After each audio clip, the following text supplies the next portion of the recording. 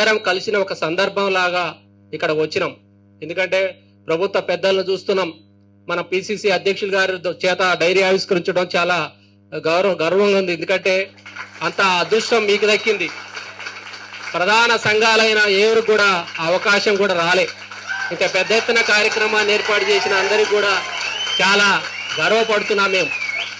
ఎందుకంటే నేను ఈ కార్యక్రమం తీసుకుంటాను మహేష్ అన్న అంటే ఏదో చిన్నగా ఏదో కార్యక్రమం ఏర్పాటు చేసి చేస్తాడేమో అనుకున్నా. కానీ చూస్తే ఇది పెద్ద ఎత్తున ఒక పెళ్లి కన్నా కూడా పెద్ద ఘనంగా చేస్తున్న సందర్భాన్ని చూస్తున్నా.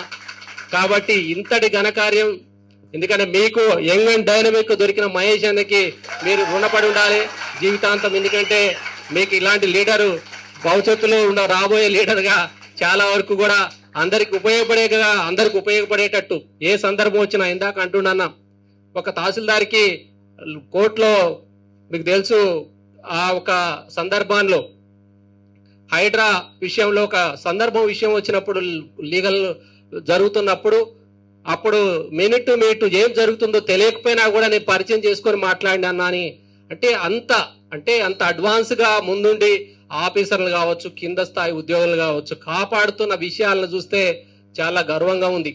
ఎందుకంటే అవకాశం అందరికి రాదు. ఎందుకంటే మేమందరం కూడా స్టూడెంట్ లీడర్ల నుంచినే వచ్చినాం.